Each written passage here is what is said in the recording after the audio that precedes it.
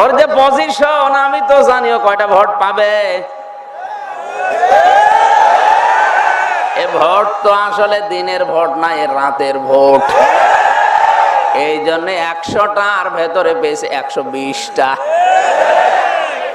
সারা পৃথিবীর যারাই দেখে বলে একই গো, একই ছাত্র না ছাত্রর বাবা। বাবা দরকার 100, পেয়েছে 120। এ জীবনে অনেক দূর যাবে। আপনার যদি বিবেক থাকে বলেন তো একই সফল না বিফল? এই রেজাল্ট নিয়ে ও যত উপরে বসবে, যত রকমের চেয়ারে বসবে, ওই চেয়ার পর্যন্ত দুর্নীতিগ্রস্ত করে ফেলবে। আমরা আজ লাভকে ক্ষতি মনে করি, ক্ষতিকে লাভ মনে করি। আল্লাহ পাক বলেন ওয়ালা আসরি ইন্নাল ইনসানা লাফি খুসরে। সময়ের কসম, হায়াতের কসম, জীবনের কসম, ইতিহাসের কসম।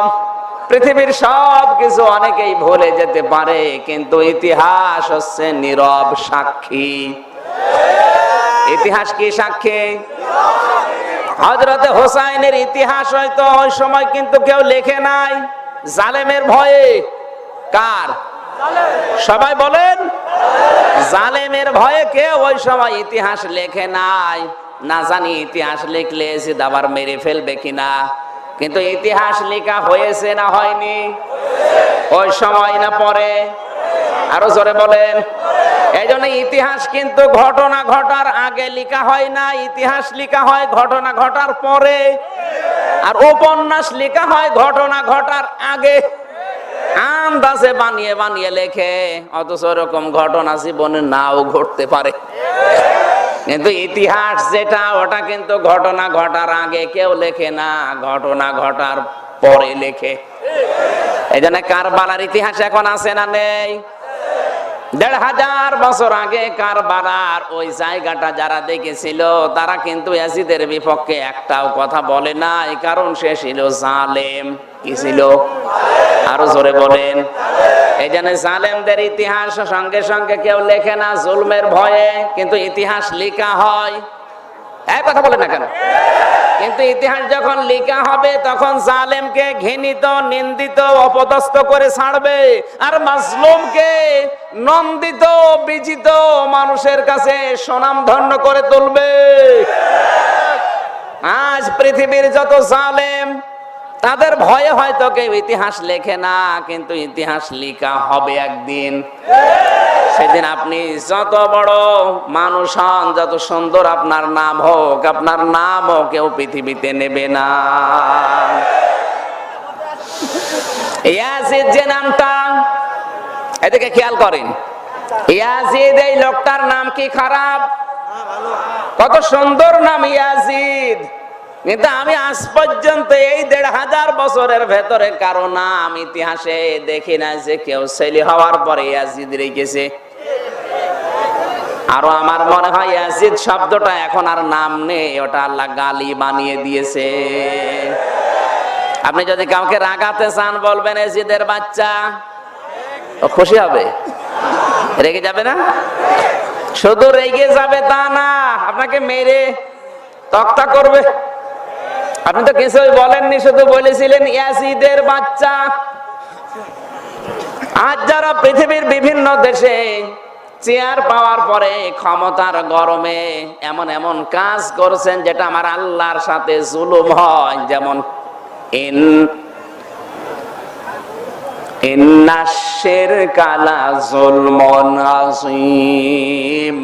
আল্লাহ পাক বলেন পৃথিবীর সব চাইতে বড় জুলুম হচ্ছে শিরিক করা। কি করা? মূর্তি তৈরি করা। এর নাম শুনলে আমরা বুঝি এটা শিরিক। যদিও আজ অনেকেই ভাস্কর্য নাম দিচ্ছেন, আল্লাহর কসম ভাস্কর্য আর শিরিক, মূর্তি জিনিস একই।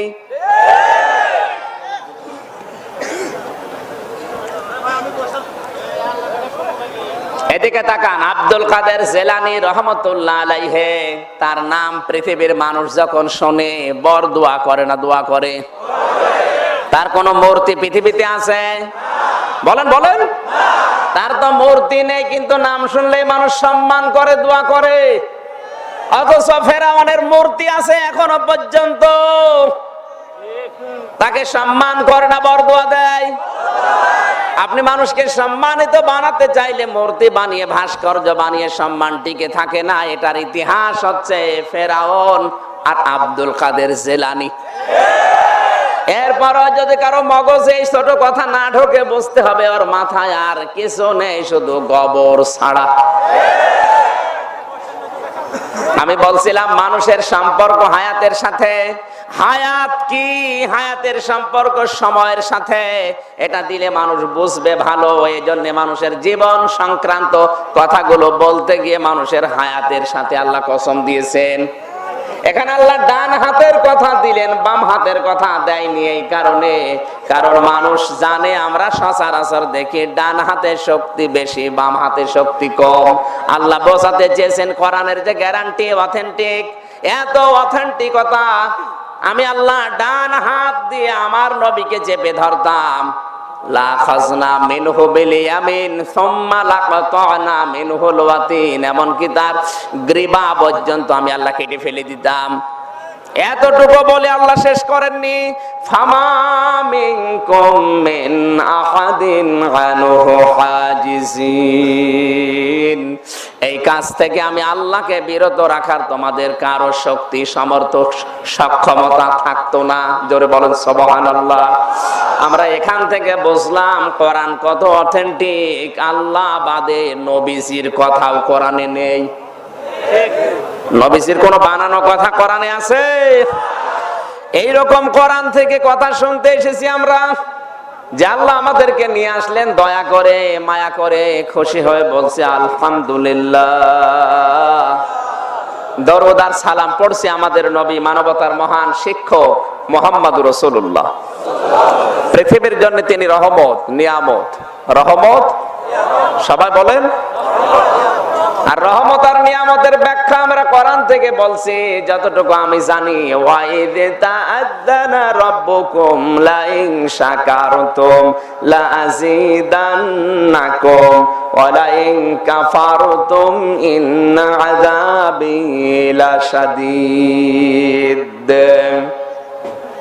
সূরা ইব্রাহিমের 7 নম্বর আয়াতে আল্লাহ ঘোষণা দিয়েছেন, স্মরণ করো আল্লাহর এই ঘোষণার কথা। তিনি যখন আযান দিয়েছিলেন, এলান দিয়েছিলেন, ঘোষণা করেছিলেন, লাইন শাকারতুম, যদি তোমরা আমার শুকরিয়া আদায় করো, আমার নিয়ামতের, আমার রহমতের, লাযীদান্নাকুম, লামে তাকিদ, নুনে সাকিলা, আমি আল্লাহ গ্যারান্টি দিয়ে বলছি তোমাদের নিয়ামত আমি আল্লাহ বাড়িয়ে দেব। ওয়ালাইন কাফারতুম, যদি কুফরি করো, এবার আল্লাহ তোমাদেরকে শাস্তি দেবে। কথা সঙ্গে সঙ্গে দেয়নি, খেয়াল করেন। ওয়ালাইন কাফারতুম, যদি অকৃতজ্ঞ হও, না শুকরিয়া করো, মূল্য না দাও, মর্যাদা দিতে না চাও, সঙ্গে সঙ্গে আল্লাহ দিয়েছেন ইন্না আযাবি লাশাদীদ, কঠিন আযাবের ভেতরে ফেলে দেব। আমি এবার বাস্তবে নিয়ে যাই। এ পৃথিবীর যত রহমত আল্লাহ মানুষকে দিয়েছেন, সবচাইতে বড় রহমতের নাম হচ্ছে কোরআন। দ্বিতীয় রহমতের নাম হচ্ছে মুহাম্মদুর রাসূলুল্লাহ। 3 নাম্বার রহমতের নাম হচ্ছে মা আর বাবা। এই কথা বলছেন না কেন? বিশ্ব নবী পৃথিবীর জন্য নিয়ামত, রহমত, অথচ আল্লাহ পাঠিয়েছিলেন মক্কায়, আর কিয়ামত পর্যন্ত তাকে রাখবে মদিনায়। কারণ কি? এই রহমতকে যারা পেয়েছে তারা গুরুত্ব দেয়নি, তারা এর দাম দেয়নি, মর্যাদা দেয়নি, মূল্য দেয়নি। আমার আল্লাহ এজন্য তাদের ভেতরে কিয়ামত পর্যন্ত রাসূলুল্লাহকে রাখেননি। যারা মর্যাদা দিয়েছিল, কদর করেছিল, কিয়ামত পর্যন্ত মহান আল্লাহ তাকে ওদের ভেতরে রেখে দিয়েছে। আমার তো মনে হয় শুধু মক্কাতে আল্লাহর ঘর কাবা শরীফ আছে, এই জন্য মানুষ যায়। আর মদিনাতে বিশ্ব নবী মুহাম্মদুর রাসূলুল্লাহর কারণে তামাম দুনিয়ার যত মানুষ হজে যায়, যদিও মদিনায় যাওয়া ফরজ না, ওয়াজিব না, তারপরও মানুষ যায়। হজের ফরজ কি মদিনায় যাওয়া? না। ওয়াজিবও না। হজের যে 3টা ফরজ, 5টা ওয়াজিব, সব কিন্তু মক্কাতে শেষ হয়ে যায়। 5 দিনের ভেতরে হজ শেষ। এর পরেও কিন্তু মানুষ সব মদিনার দিকে ছোটে। আল্লাহ পাক তাদেরকে এত রহমত আর বরকত ঢেলে দিয়েছেন। হযরতে হালিমাতুস সাদিয়া বলেন, আমি ওই সময় মুশরিকা ছিলাম, তায়েফ থেকে এসে মুহাম্মদুর রাসূলুল্লাহকে শুধু কোলে তুলে নিলাম। কোলে তুলে নিয়ে দেখি আমার ডান স্তন আর বাম স্তন দুধে পরিপূর্ণ হয়ে গেছে। অথচ আমি মুশরিকা। রহমত কি, বরকত কি, নিয়ামত কি, ওটা আমি বিশ্বাসও করি না, মানিও না। অথচ আমার ডান আর বাম স্তন দুধে পরিপূর্ণ হয়ে গেল শুধু মুহাম্মদুর রাসূলুল্লাহকে কোলে তুলে নিতে। আমি ডান স্তন তাকে দিলাম, তিনি পান করলেন। বাম স্তন তাকে দিলাম, তিনি মুখ বের করে নিলেন। চোখের ইশারা দিয়ে যেন আমাকে বোঝাতে চায়, মা হালিমা জোর করেন কেন? ডান স্তন এটা আমার অধিকার ছিল, আমি খেয়েছি। বাম স্তন এটা আমার অধিকার না, এটা আমার দুধ ভাই আব্দুল্লাহর অধিকার। পৃথিবীতে আমি ভাইয়ের হক নষ্ট করার জন্য আসি না, এসেছি ভাইয়ের হক ফিরিয়ে দেওয়ার জন্য। জামালপুরবাসী যেই নবী মায়ের কোলে বসে ভাইয়ের হক নষ্ট করে না, ফিরিয়ে দেয়, সেই নবীর উম্মত এখানে হাজারো বসে আছে। যত বড় হয় তত ভাইয়ের হক মারার শ্রম হয়। ভাইয়ের হক বলতে শুধু জমি জায়গা টাকা পয়সা না, আর এই ভাই মানে শুধু আপন ভাই না। আল্লাহর নবী জানিয়েছেন পৃথিবীর প্রত্যেকটি মুসলমান, কথা বলা লাগবে, আল মুসলিম আখুল মুসলিম, আপনার আপন ভাইয়ের প্রতি যে দায়িত্ব পালন করবেন, পৃথিবীর যে কোন মুসলমান 175 কোটি এখন মুসলিম আছে, তার বাড়ি আমেরিকায় হোক, চীন দেশে হোক, ভারতে হোক, বাংলাদেশে হোক, এই মুসলমানের উপরে আপনার দায়িত্ব কমপক্ষে 6টা। কয়টা? এই 6টা অধিকার হক যদি আপনি আদায় না করেন, না জানি কিয়ামতে আল্লাহর সামনে আপনাকে আসামির কাঠগড়ায় দাঁড়ানো লাগতে পারে। যে যার অবস্থানে আছেন ওটা ভুলে যান। আপনি ক্ষমতায় আছেন না ক্ষমতায় নেই ওটা বাদ দেন, নিজের কাছে প্রশ্ন করেন যে 6টা এখন বলছি এটার আমল আপনার জীবনে আছে কিনা। যদি না থাকে, আজকে একজন বিনা কারণে মানুষকে ধরিয়ে কাঠগড়ায় দাঁড় করান, আপনাকেও আমার আল্লাহর সামনে দাঁড়ানো লাগবে। আমার তো মনে হচ্ছে আপনি অলরেডি আল্লাহর সামনে দাঁড়িয়ে আছেন। একটা একটা করে বলছি মিলান। 1 নম্বরে, ওই ভাই যদি সালাম দেয়, ও যদি মুসলিম হয়, অবশ্যই সালামের জবাব তোমাকে দেওয়া লাগবে, এটা তার হক। হ্যাঁ, কোন অমুসলিম যদি সালাম দেয়, জবাব দেওয়া যাবে না। আর অমুসলিমকে আপনিও সালাম দিতে পারবেন না। দিতে পারবেন আসসালামু আলা মানিত্তাবাআল হুদা, কিন্তু মুসলমান যদি হয় তাকে আপনারে বলা লাগবে আসসালামু আলাইকুম ওয়া রাহমাতুল্লাহি ওয়া বারাকাতুহু। কিছু না পারলে আসসালামু আলাইকুম বলা লাগবে। কিন্তু যে ব্যক্তি আসসালামু আলাইকুম বলবে, বাংলা অর্থ দাঁড়াবে তুই মর, তুই ধ্বংস হ। বাংলাদেশের ঢাকা বিশ্ববিদ্যালয়ের মতো জায়গায় একটা বিভাগের প্রধান, অথচ সেই সালাম, আসসাম এবং আসসালামের বাস্তবতা বোঝে না। দেশের জনগণের ট্যাক্স নিয়ে তার বেতন হয়, মুসলমানদের ঘাম ঝরানো টাকা দিয়ে তার বেতন দেওয়া হয়, অথচ সেই লোকটা আসসালামু আলাইকুম আসসালামু আলাইকুম এর পার্থক্য বোঝে না। ও ও ও ছাগল রে ওখানে রাখার দরকার কি? এই বাংলাদেশের বক্তব্যে যারা পড়ে 8 বছর 5 বছর বয়স, আমার মনে হয় ওই ছাগল রে ওখানে পাঠানো লাগবে। সালাম কারে বলে, আল্লাহ হাফেজ কি, ওখানে যে শিখায়। সালাম শব্দটা নাম আমার আল্লাহর। কার? সবাই বলেন আল্লাহ পাক বলেন, আল্লাহু ইয়াদউ ইলা দারিস সালাম ওয়া ইয়াহদি মান ইয়াশাউ ইলা সিরাতিম মুস্তাকিম। আল্লাহ তোমাদেরকে ডাক দিচ্ছে সালামের ঘরের দিকে, শান্তির নিডের দিকে ডাকছে। তার মানে সালাম আমার আল্লাহর নিজের নাম, আর ঘর যেটা তার নাম জান্নাত। ওই জান্নাতের ভেতরে যিনি শান্তিতে রাখবেন তার নাম সালাম। তার নাম কি? এই সালাম নামটা আমার আল্লাহর নিজের নাম। এই সালামকে যারা বিকৃত করেছে, আল্লাহর কসম ওদের আর ঈমান নেই। আপনি যদি বলেন উনি জানে না, হাসি খুশি করে বলেছে না, আপনি তীর যদি বিসমিল্লাহ বলে মারেন, তীর যাবে না। বলেন, যে বিষয়ে আপনার জ্ঞান নেই, জানা নেই, ওয়ালা তাকফু মা লাইসা লাকা বিহি ইলমুন, আল্লাহ বলেন যেটা জানিস না মুখ খুলবি না। আপনি মুখ খুললেন কেন? আপনার কারণেই তো এই দেশটা মাঝে মাঝে গরম হয়ে যায়। যে বিষয়ে জানেন না, আন্দাজে এক ফতোয়াবাজি করে দেশটাকে আপনি অস্থিতিশীল করার চেষ্টায় আছেন। আপনি একটা মতলববাজ। আপনার বিরুদ্ধে আমির হামজার অভিযোগ না, আপনার বিরুদ্ধে অভিযোগ আমার আল্লাহর নিজের। এখন যদি বলেন আল্লাহ নিজে অভিযোগ করেন, কই? ইন্নামাস সাবিলু আলাল্লাযিনা ইয়াযলিমুনান নাস ওয়া ইয়াবগুনা ফিল আরদি বিগাইরিল হক উলাইকা লাহুম আযাবুন আলীম। সূরা শূরা 25 নাম্বার পারার 6 নাম্বার পৃষ্ঠার 12 নাম্বার লাইনের 42 নাম্বার আয়াতে আছে। তাফসীরে ফি জিলালিল কোরআন সাইয়্যিদ কুতুব লিখেছেন, আল্লাহ তাআলা বলেন আমি আল্লাহ নিজে তাদের বিরুদ্ধে মামলা দায়ের করব, অভিযোগ দেবে ও কেস করব। এখানে বাদীকে বলেন বলেন বলেন।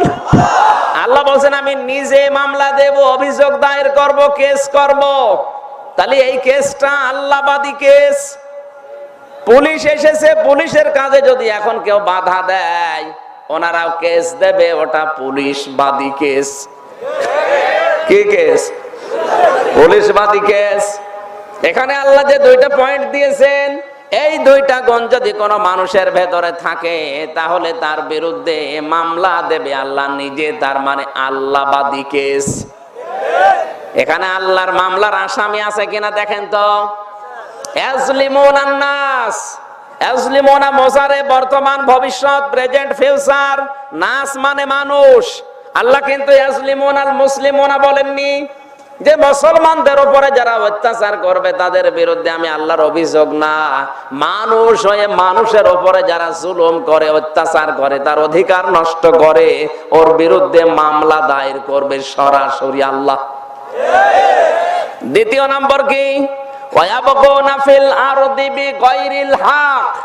এ দুনিয়া শান্ত থাকার পরে যারা অন্যায় ভাবে পৃথিবীতে বিশৃঙ্খলা তৈরি করার জন্য, পৃথিবীর পরিবেশ নষ্ট করার জন্য চেষ্টা চালায়, এদের বিরুদ্ধেও মামলা আল্লাহ নিজে দেবেন।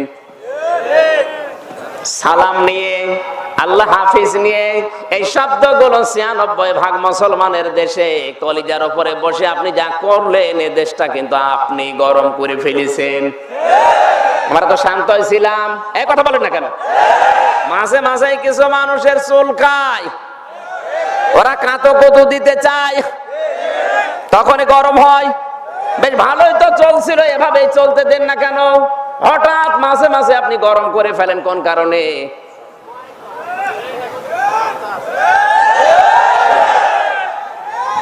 10 বছর 12 বছর 15 বছর আগে দেশে কোরআনের মাহফিল গুলো হয়েছে, অনুমতির কোনো সিস্টেম ছিল না, অথচ এখন আমরা এই সিস্টেম বানিয়ে নিয়েছি।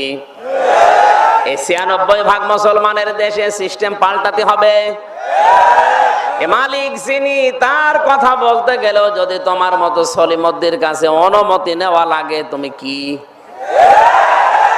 এবার অনুমতি নিতে গেলে যদি দেয় তো ভালো। চুপ করেন। অনুমতি নিতে গেলে যদি দেয় তো ভালো, দেয় তো না, আরো টাকা চাই। যদিও এসেলা এসব নেই। আসতে বলেন ভাই, কি আশ্চর্য গো, দেশ মনে হচ্ছে ওর নিজের বাবা। তাহলে আপনাদেরকে মেরে ফেলেন আমাদের।